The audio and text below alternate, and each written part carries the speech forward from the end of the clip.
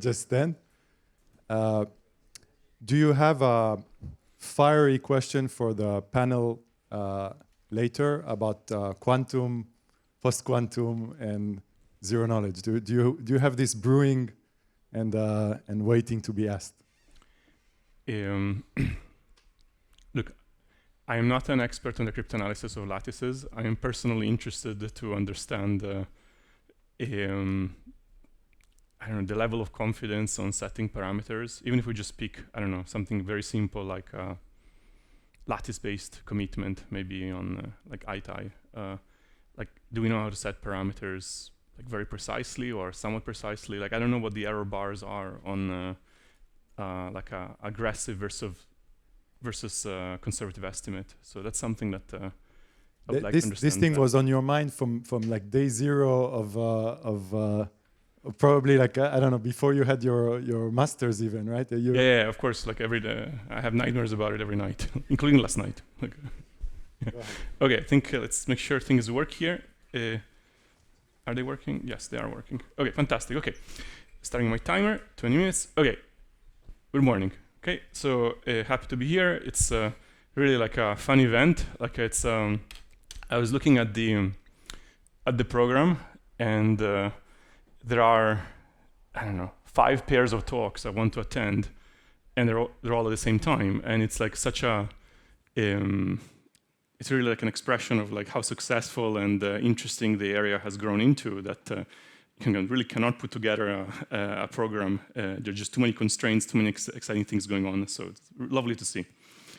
Okay, so today will be like a fairly, I think, kind of narrow, specific technical talk. Okay, not too technical, but it's going to be a very specific topic. It's about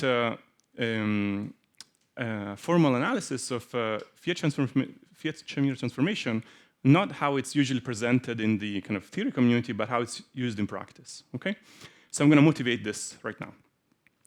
So the first thing to keep in mind is that the Fiat Shamir transformation is actually not a transformation. I guess one could identify maybe the original transformation, but it's more of an umbrella term that refers to multiple interrelated transformations. And this talk is about telling you about a security gap that is the following. So on the one hand, theoreticians analyze in the ideal model a number of simple, you can call them textbook Fiat Shamir transformations. But on the other hand, in practice, none of these are actually used. We'll see what that means. And so there's this gap, like where you would like to somehow formally analyze in an ideal model the variance of the Fiat Shamir transformation that are actually used in practice. Today, I will shove under the carpet and consider out of scope another immense gap in our understanding of Fiat Shamir that has to do with understanding Fiat Shamir in the plane model of any of these variants, in fact, even the simplest ones. Okay, so that one is, it is a security gap and is not what I'm talking about today. I'm talking about the gap between what we use in practice and what is formally analyzed in an ideal model. Okay. All right, so I've mentioned Fiat Shamir. Let's just do like a couple of quick slides so that we get kind of a refresh on what it is. It is a way to map, it is in fact the original kind of Fiat Shamir transformation, is a way to map a 3-message public coin interactive argument into a corresponding non-interactive one. And the way you do it, you're going to use a sufficiently good hash function. Okay? So here you have the proven verifier. The verifier speaks once. It is a random string, okay, row. And you map this 3-message interaction into a non-interactive one by simply letting the prover emulate in its head a kind of virtual interaction with the verifier by relying on this hash function. So you just kind of feed into the hash function the theorem X, the first message alpha 1, and then you take whatever comes out as the randomness by the verifier. And this way, the prover is able to emulate an interaction in its head, and it can prepare this non-interactive string. And the verifier is going to do the same kind of on its own side. Okay, so this is the kind of canonical Fiat Shamir transformation. Good. All right, so this idea can be very kind of easily extended to multiple rounds.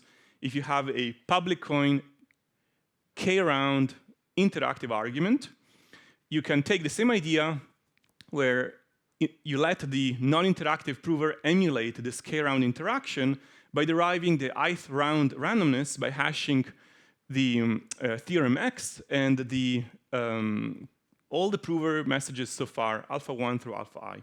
So the way it looks is that the non-interactive argument prover is going to emulate this interaction by feeding first X, alpha 1, take the output to be the first verifier message, and you continue this way, kind of providing all the prover messages so far. This allows the prover to prepare a non-interactive argument string to send over, and the verifier is going to reconstruct what the prover kind of intended through this argument string. Okay, and that's it. So this is kind of the basic Fiat Shamir for multiple rounds.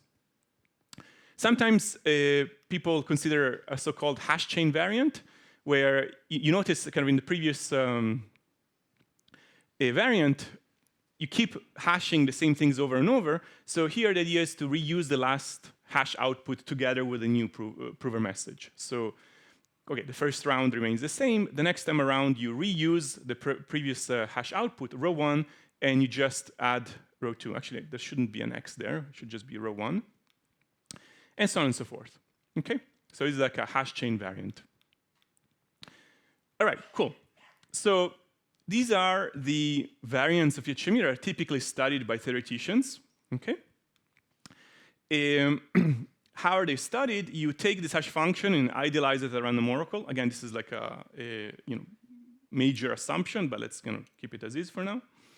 And in fact, typically, when it's analyzed in detail, you consider different kind of hash function per round. Okay?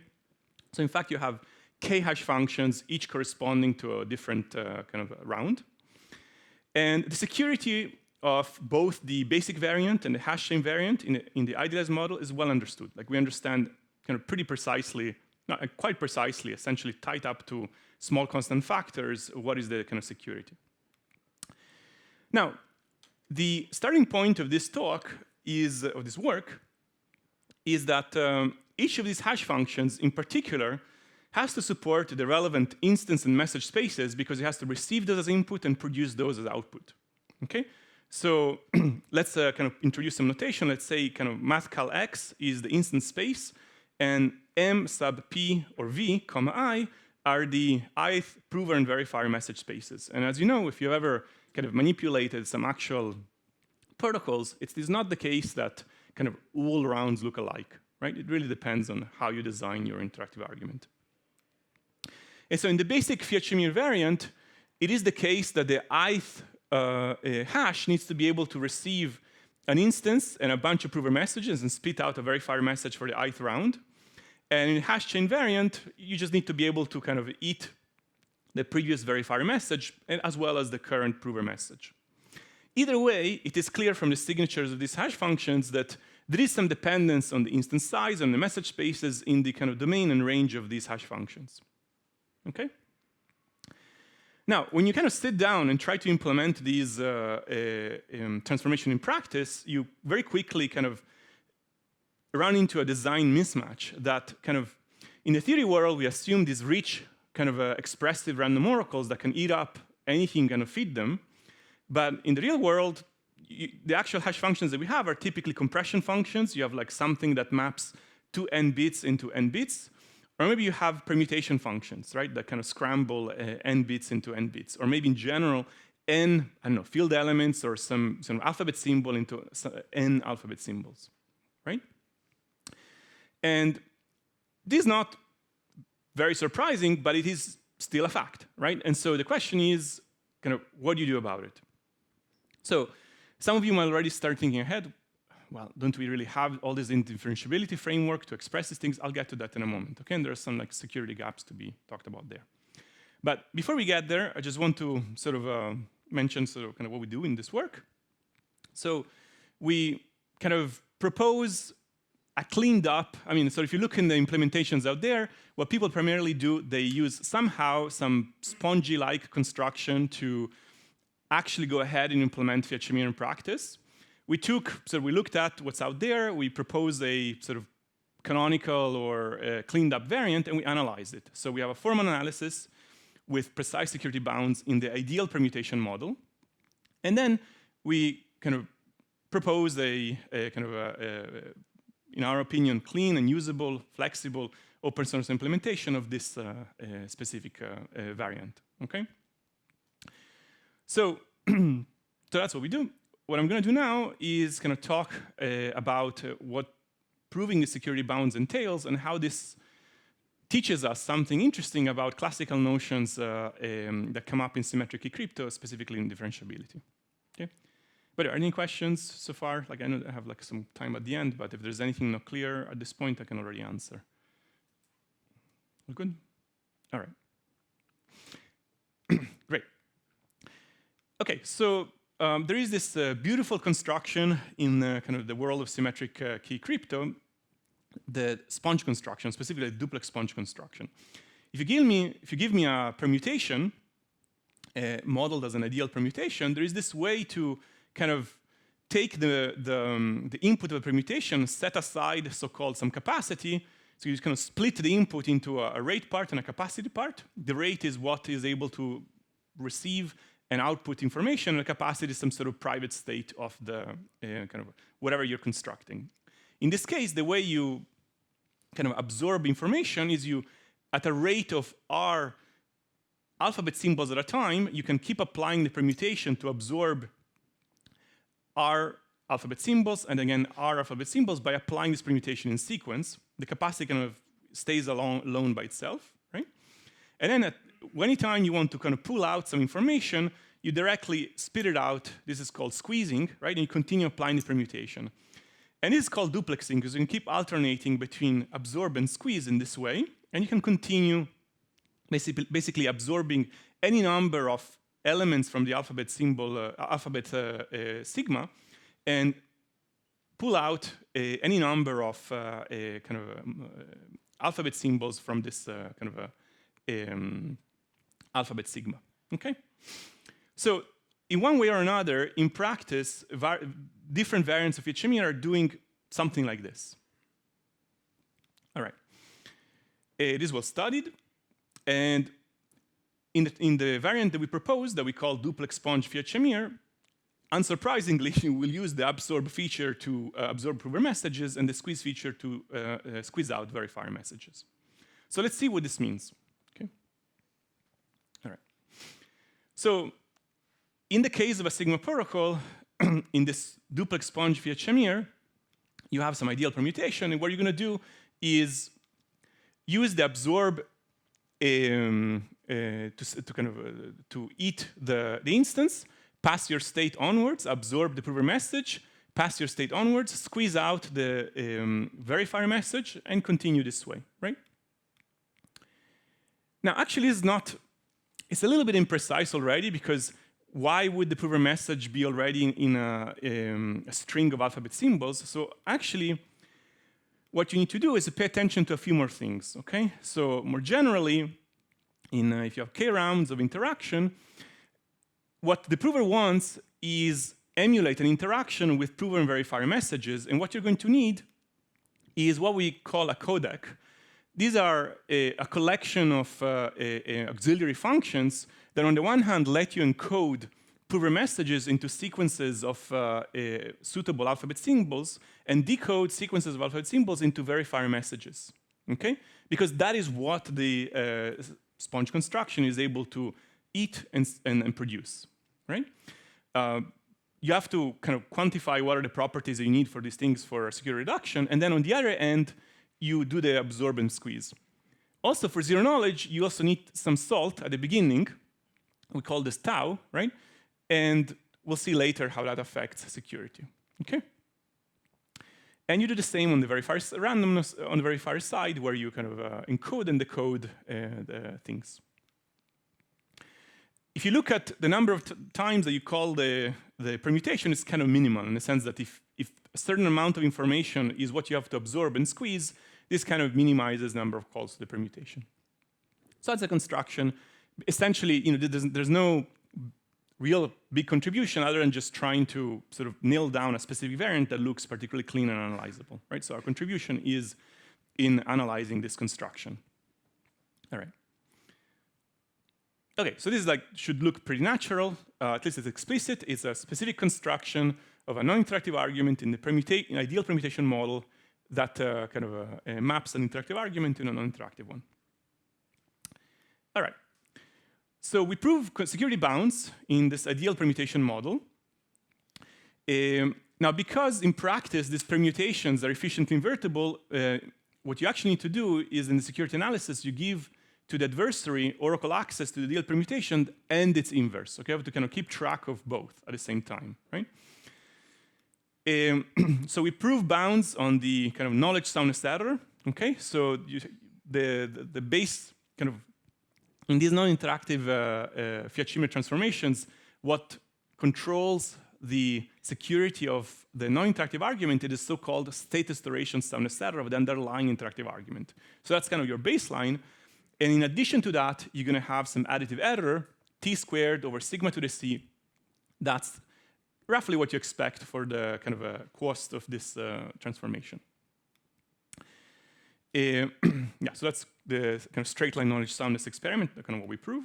We also prove zero knowledge, where the zero knowledge error of the corresponding interactive argument is the honest verifier zero knowledge error of the interactive argument, what you would expect, plus a linear term over sigma to the either capacity or this privacy parameter, whichever is smaller. Okay, we have small explicit constants for both, and that's the kind of explicitly programmable zero knowledge property in the kind of ideal permutation model. So that's what we prove. All right, in the last kind of 5 minutes, I would like to kind of relate these results to classical notions of indifferentiability. Okay? Now, the takeaway for now is that that plausibly secure looking transformation is in fact secure, and we have explicit bounds for it. And so, from my perspective, this means that, okay, this is like a particular construction we can rally behind in practice and try to use like as is, right? Or at least if you want to do any small variations of it, you have like a formal security analysis that you can use as a starting point and see if your particular variation is one that can still be proved secure, right? Kind of important. All right. Now I'm going to talk about indifferentiability. So the takeaway, like at the high level, is that that's kind of the frame of mind you want to be in, but you're going to need a little bit more than indifferentiability for proving these properties. Okay, just briefly. If I give you two distributions over functions, a construction is from D1 to D2 is an algorithm that emulates D1 given D2. Okay? You may have come across indistinguishability as a notion, right? So this construction C is indistinguishable if to every algorithm, whether you give F1 or C to the F2, it cannot tell the difference. Okay, it's like a kind of classical notion. Indifferentiability kind of is a strengthening of that says the adversary cannot tell the difference even if you give it F2 as well, right? And in practice, this makes sense because, for example, when you're using a permutation to emulate like a big rich random oracle, the adversary knows that you have a permutation. It can query it directly, right? Now, to make up for it in the kind of ideal world, you need a simulator that will kind of make up like a fake F2 in that second oracle. All right, so that's classical indifferentiability. And it is well known that a duplex sponge is indifferentiable. Essentially, what you can do is you can write down a particular construction that is this such that Fiat-Shamir, given that construction to the P, is exactly the transformation that we kind of wrote down. And you can sort of look in the literature, and you can basically find this bound, even with decent constants. And overall, the fact that the duplex sponge construction is differentiable, it should kind of tell us that Fiat-Shamir with this construction should be looking like the basic Fiat-Shamir with these rich random oracles. Except that's not quite true, okay? So there's a security gap. While it is true that indifferentiability allows you to carry over the soundness error of your non-interactive argument, okay, like the soundness property of an interactive argument, it is not the case that it is strong enough to carry over other properties that we care about, specifically knowledge soundness. And intuitively, the reason is that if you give me, like knowledge soundness relies on more than the behavior of the adversary, it also relies on kind of reasoning about the input-output kind of queries, so the queries to the random oracle and the answers from the random oracle. And so when you want to construct a new knowledge extractor for your construction based on the old knowledge extractor, you don't have a way to kind of reconcile the differences between traces between the adversary and the random oracle and the original random oracle, and between the adversary and the permutation. You need some way to kind of match these two. Something similar happens in the zero knowledge, where you need a way to kind of map kind of programmed points in one world to programmed points in the other. And okay, now I'm kind of getting to a conclusion. The takeaway is that we could propose strengthenings of differentiability, one that we call extraction-friendly indifferentiability, and the other one we call simulation-friendly differentiability. I'm not going to go through them. I'll just highlight it in blue that they involve more things. They're still very natural notions, and they are direct strengthenings of differentiability. Okay, so here they are. And we prove that extraction-friendly is so named because it lets you carry over knowledge soundness, and simulation-friendly is so named because it lets you carry over zero knowledge.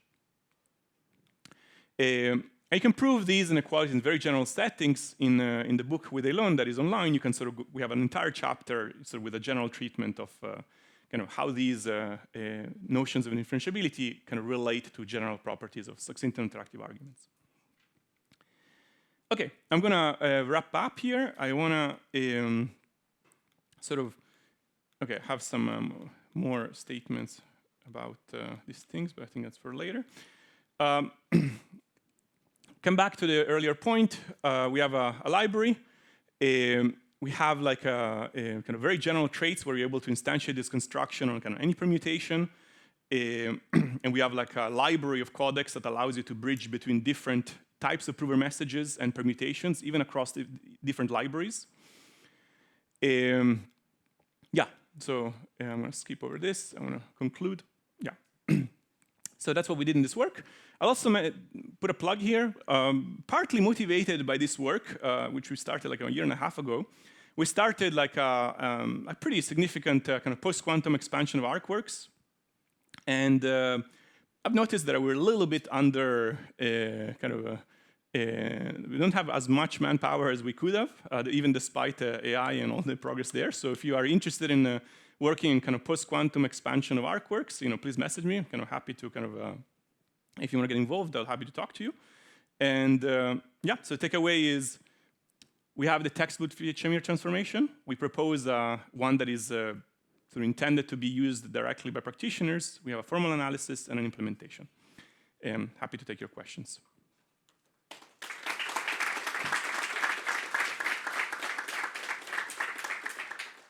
All right, question back there. Sorry. What's the motivation for using the duplex and not directly the sponge construction? Well, I think the sponge just goes one direction, right? Like if you want to keep alternating, you need to duplex it. Because yes, so that's the question. Is it useful to keep alternating, to absorb, squeeze, or do you need absorb all the way and then squeeze? Yeah, so I think it is useful, specifically in the sense that we have to somehow reduce security back to the basic Fiat Shamir. And in the basic Fiat Shamir, the ith round needs to depend on everything so far, right? And the fact that we're alternating links all the rounds together, and you can prove in the security reduction that because you're alternating and you don't have just independent, let's say, absorb and squeeze phases, yeah, they're all linked, and you can extract the whole transcript going back in time to the first round. So it's an artifact of how you prove it, not more. Thank you. I would say that if we don't link them up, I wouldn't know how to prove security, and I would wager that there are some protocols that are secure for the basic Fiat Shamir, so they are insecure for that transformation, but would be secure for the basic Fiat Shamir transformation. So like you cover more protocols, I think, this way. Thank you. Yeah. Question here? Yeah. Oh, sorry. I was just wondering if you made any security assumptions on the codecs, or is it just like correctness of encoding and decoding? Good question. So all we need from the codecs are information theoretic properties. The direction that goes from prover messages to sequences of alphabet symbols, that's easy. It's just being injective. The way back is what you need is some sort of a preservation of uniformity, right? So you produce uniform sequences of alphabet symbols, and you want the decoding to kind of preserve that. So you have some, and in general, you have biases, right? This is not like a super simple problem. You could introduce computational assumptions in either of these, and then by looking at our security reduction, you kind of see where those would go. But we don't consider computational notions of those. Sorry, I wanted to ask how you handle, or if you handle, variable length of the messages. So where is it? Yeah. Yes. Okay. So we do handle variable length in the following sense that once you give me in principle, the message spaces could depend on the instance size, right? Maybe if you're proving a theorem this size or this size, your message, either prover or verifier, could be like a different length, right? And the fact that we're using a duplex sponge construction allows us to handle any length on the fly. So it does let us handle it. Any more questions? There's one here. There's a, yeah. Is there any security difference between the hash chain version and the basic version? Which one should we be using? In a sense, neither, because the hash chain is also too ideal. But yes, there are security notions.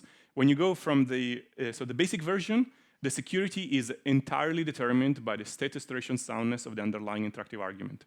When you go to the hash chain version, because you have a hash chain, now you have an additive security term that you lose, and which is roughly corresponding to the probability of finding a collision. So you lose this additive t squared over 2 to the output size of the random oracle. But even the hash chain version is kind of too ideal. It's not what people use in practice, because you still have to absorb or receive as input, like let's say a prover message, and that one could be, I don't know, something that is not that a compression function may not handle enough, right? So what people do is, if they're using a hash chain version, they're actually not using that one. They're using a refinement of it, where you have a sub gadget that is eating up whatever you need to eat at that round, right? I think people should just use the kind of duplex sponge based ones. Like it just seems to be the easiest one. Yeah. Thank you for many questions. I'll be around if you have more. Yeah. Ale.